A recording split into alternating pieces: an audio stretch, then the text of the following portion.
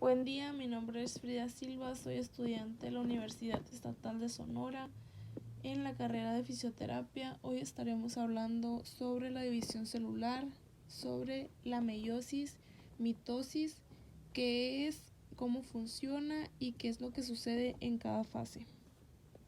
Principalmente cabe mencionar que los seres vivos estamos formados por células. La célula es la unidad estructural y fundamental de los seres vivos que contiene la información hereditaria. La división celular es la secuencia ordenada de sucesos necesarios para que una célula duplique su contenido y se divida en dos. Donde surge una célula debe de haber existido una célula previa, justo como los animales surgen de los animales y las plantas de las plantas. La función del ciclo celular es duplicar con precisión la gran cantidad de ADN en los cromosomas y luego segregar el ADN en las células hijas genéticamente idénticas de manera que cada célula reciba una copia completa de genoma completo. La división celular proviene de la división de una célula ya existente, que es cuando la célula se reproduce. A esto se le llama mitosis y es asexual porque no hay combinación de caracteres y una célula genera dos células hijas idénticas entre ellas y a la célula que les dio origen, que son organismos pluricelulares. La división de una célula en dos células hijas se produce en la fase M del ciclo celular. La fase M consiste en la división nuclear o mitosis y la división citoplasmática o citocinesis. La propia mitosis se divide en 5 etapas junto con la citocinesis. La etapa 1 es la profase, etapa 2, prometafase, etapa 3, metafase, etapa 4, anafase, etapa 5, telofase y por último ya mencionado la citocinesis. A continuación les hablaré de qué es lo que sucede en cada una de estas etapas. Principalmente en la etapa 1, que es la profase, los cromosomas replicados, formados cada uno por dos cromátidas hermanas estrechamente asociadas, se condensan. Fuera del núcleo se ensambla el huso mitótico entre los dos centrisomas que han comenzado a separarse. Después, en la segunda etapa, llamada prometafase, comienza bruscamente con la ruptura de la envoltura nuclear. Los cromosomas pueden unirse ahora a los microtúbulos del huso a través de sus cinetocoros y presentar movimiento activo. Ahora bien, la tercera etapa, que es llamada metafase, los cromosomas se alinean en el ecuador del huso a mitad de camino entre sus polos. Los microtúbulos apareados del cinetocoro de cada cromosoma se unen a los polos opuestos del huso. La siguiente etapa es la 4 y es llamada anafase.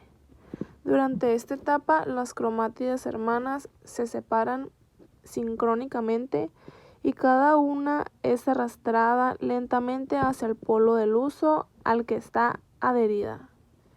Los microtúbulos del cinetocoro se acortan y los polos del huso también se separan, lo que contribuye a la segregación de los cromosomas. Después sigue la quinta etapa llamada telofase. Durante la telofase, los dos grupos de cromosomas llegan a los polos de huso.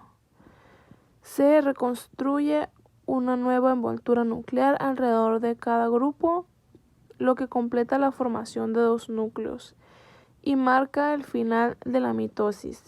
La división del citoplasma comienza con la formación del anillo contráctil. Por último, ocurre la citocinesis.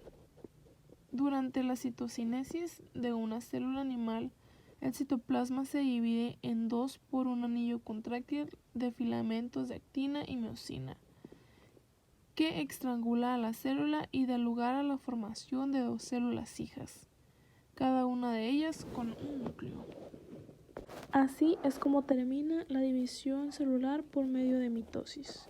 Ahora hablaremos un poquito de la meiosis y la fecundación.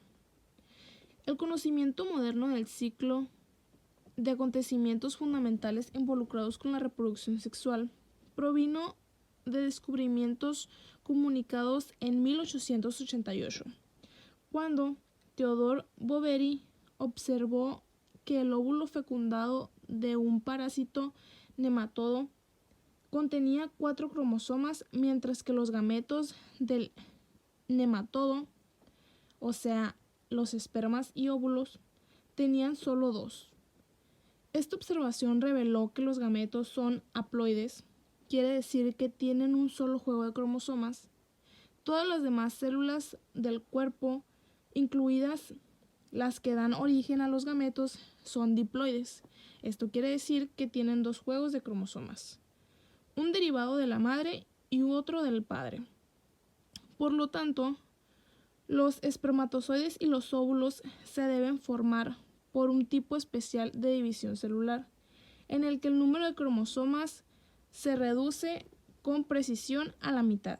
A partir de los experimentos de Boveri en nematodos y otras especies, se aclareció que el comportamiento de los cromosomas, que en esa época eran solo cuerpos microscópicos teñibles de función desconocida, coincidan con el patrón de herencia, en el que 2 progenitores hacían contribuciones iguales que determinan el carácter de la progenie pese a la enorme diferencia de tamaño entre el óvulo y el espermatozoide. Este fue un indicio que llegó a reconocer por primera vez que los cromosomas contienen el material hereditario. Por lo tanto, el estudio de la reproducción sexual y la meiosis tiene un lugar central en la historia de la biología celular. En esta sección se describen los mecanismos que subyacen de la biología celular desde el punto de vista actual, y se estudia la compleja danza de los cromosomas que se produce cuando la célula inicia la meiosis. Por último, se considera en forma sucinta el proceso de fecundación por el cual los gametos se reúnen y forman un individuo nuevo genéticamente distinto. Las células germinales haploides se producen por meiosis a partir de células diploides.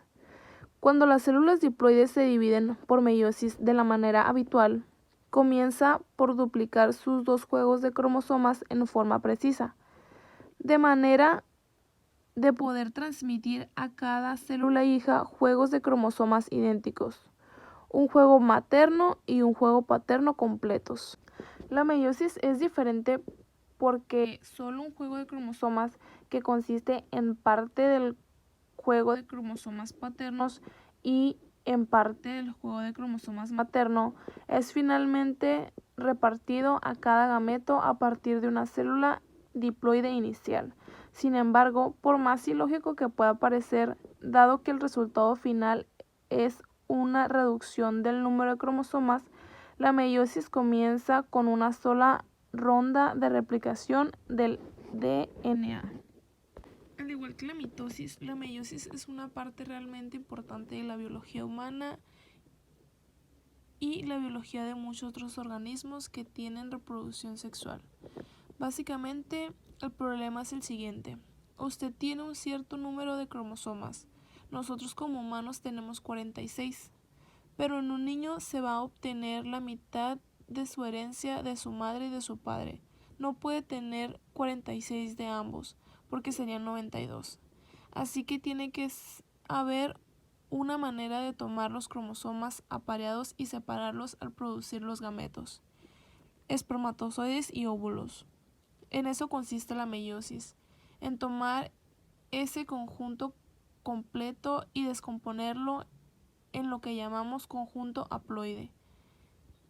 Proporcionar la oportunidad de que se mezclen un poco ambas copias y dar lugar al resultado variado, lo cual es crítico para la diversidad de la especie.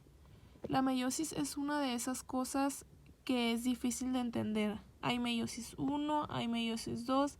Hay que saber dónde se produce la recombinación, pero es una parte muy emocionante de la biología humana.